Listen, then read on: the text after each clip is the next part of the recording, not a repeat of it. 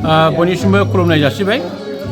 खुंग्रिं बिहार दुलाराय बाथौ गौथुमनि खुंगा 13 बोसोरसेरा जथुम्मा लोगोसेयैनो नैथि मंगलबार गोथार बाथौ सान बेजों लोब्बा लाखिनानै साननैनि जे हाबाफारि 26 आरो 27 जानुवारि 2026 इं अक्ट'खालि जोंहा मेहेरगोनां हाबाफारि खुंनो लादों।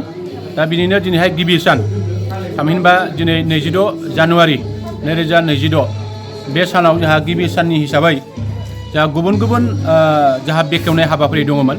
बे बेखेवनाय हाबाफारियाव जोंहा रुंसारि बासिराम बसुमतारी गाहाय हाबग्रा लामा बेखौ जोंहा जोंनि थिखानाय बादि आलासि महरै जोङो मोननो हादोंमोन। खुंग्रिं बेसिडेसिनि जोंहा मासिगिरि परबिन बसुमतारी बिथाङा बेखेवनानै फैबाय। आरो जोंहा रुंसारि नामसिं बसुमतारी गाहाय सायनासालि बेखौ जोंनि खुंग्रिं प्राइमारि BPFनि जोंहा आफादगिरि सोरांसा बसुमतारी बिथाङा बेखेवनानै होलांबाय। आरो लोगोसे जोंहा जोंनि मुथिराम औवारि जामुंसालि बेखेवनाय बेखौ जोंनि खुंग्रिं गोजौ फरायसालिनि जा लेङाइ फोरोंगिरि लोगोसे चिरां जिल्ला दुलाराय बाथौ गौथुमनि मोनसे समनि बारग' आफादगिरि जा जयसान मुसाहारि बिथाङा बेखेवनानै थांबाय। आरो जोंहा रुंसारि बिश्वनाथ बसुमतारी थान्दै नुब्लां बेखेवनाय बे बेखेवनाय हाबाफारिखौ जोंनि लेंहरनाय बादियै बेखेवनानै होफैदों आसाम फुटबल एस'सियेसननि जोंहा गाहाय नेहाथारि डक्टर सांग्रां ब्रह्म बिथांमोनहा बे हाबाफारिखौ बेखेवनानै होलांबाय। आं बिथांमोननो बे हाबाफारिखौ मावफुंनानै होफैनायनि थाखाय आङो रोजा रोजा साबायखर जासिदों खुंफुं आफादनि जानानै।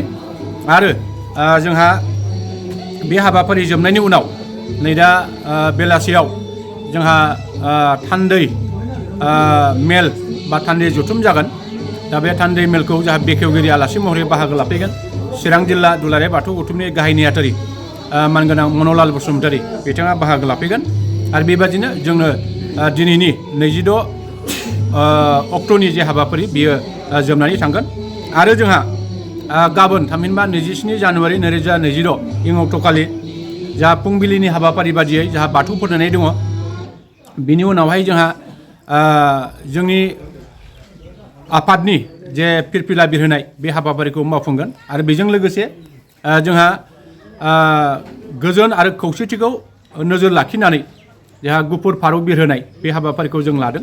आरो जोङो 10 रिंगायाव जोङो मोनसे सेमिनार लादों जा बाथौ धोरोमखौ मुलुगाव गेरेमसा खालामनायाव बाथौआरिफोरनि मावनां बिबान बे आयदानि सायाव जों मोनसे सेमिनार सावराय जथुम जों लादों। आरो बाहाय फुंखा सुबुं महरै क'क्राझार हिन्जावसा फरायसालिमानि जा गोरायुं डक्टर आदाराम बसुमतारी बिथाङा बाहागो लागोन।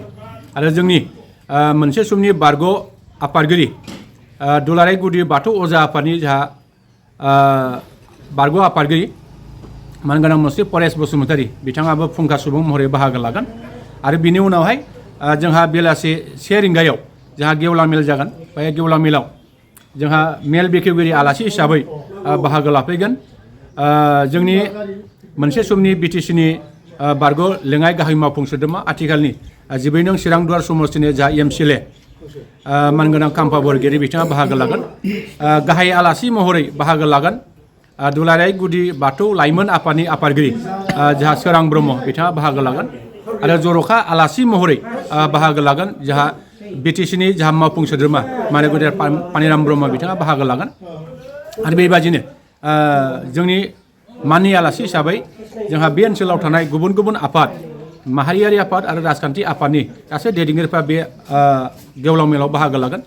जोंनि बे ओनसोलनि साफ्रोमबो बाथौआरिफ्रा बाहाय मैखोमै बाहागो लागोन। दा बेबादिनो जोङो जोंनि बे साननैनि जे मेहेरगोनां हाबाफारि बेखौ जोङो खुंफुंनो जोङो सिगांनाव